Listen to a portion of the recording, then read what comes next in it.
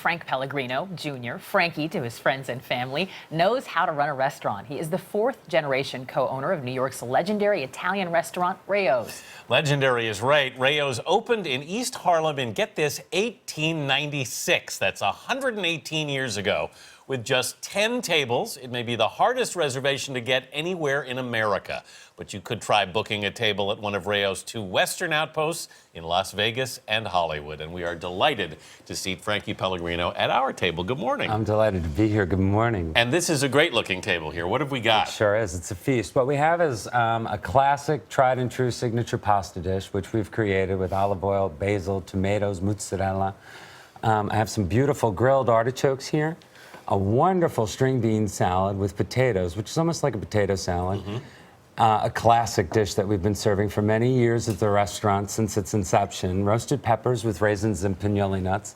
And finally, pork chops with cherry peppers, hot and sweet. These are all hallmark Southern Italian dishes that are been part of my family's repertoire of recipes for the past century, and I'm very happy to share them with you. You started in the kitchen at 13.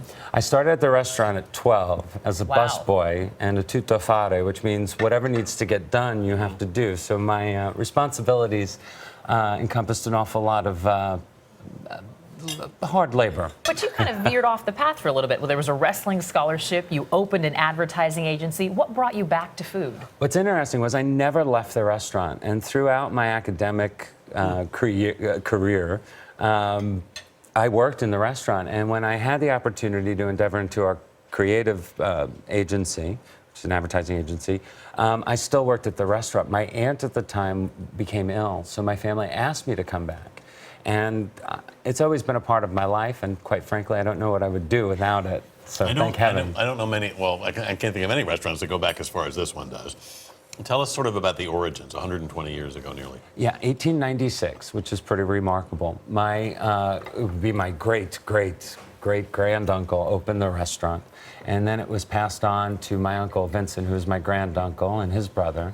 And then my Aunt Anna married my Uncle Vincent. And that's when the restaurant really started to come together in terms of its culinary flair and what have you. But it was always a neighborhood outpost, which was just wonderful and still is to this day, which is remarkable and something that we're very proud of. I once read that your father said the way to get into Rao's, come, have a drink at the bar, make some friends, and then hopefully you can get a reservation. That's how hard it is to get a seat at the table. Do you guys want it to be that way for any reason? No, the fact of the matter is the restaurant's so small that we can only accommodate so many people. And then the other dynamic that we have that's at play, which is really the pride and joy of the restaurant, and that's the people who come. There are people who've been coming with steady reservations for decades. Right. And multiple decades. And some people actually have to book like decades in advance, right? I mean, A year in advance, pretty much. But it's out of respect to those guests that we afford them their table, because without them, it wouldn't be Rao's. people must try to offer you anything for a seat sometimes. Craziest offer you ever got? Oh God, I can't even recollect such a thing. But they've been presented for sure, and it is what it is, and there's really no getting around it. It's about paying homage and time and come and having a drink there is an experience in and of itself. It's almost as good as having dinner at the restaurant. Now, when you guys opened the two other outposts, it seems like you intentionally made them look like the New York ones. Certainly, absolutely, and part of that is because, particularly in Los Angeles, it's in a somewhat off the beaten path type of neighborhood and what have you that's regentrifying itself, like East Harlem has over the last 20 years. And there's something symbolic in all of that, where we're really part of a community. Same thing in Las Vegas. And we do want to celebrate the history and the architecture and design that was just back at 114th Street 118 years ago. So we pay a lot of homage to it.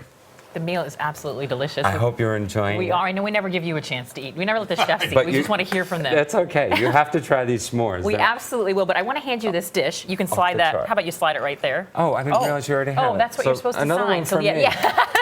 I'll hand you this dish, and we'll ask you as we get your signature on it, if you could have this meal with anyone, past or present, who would that person be?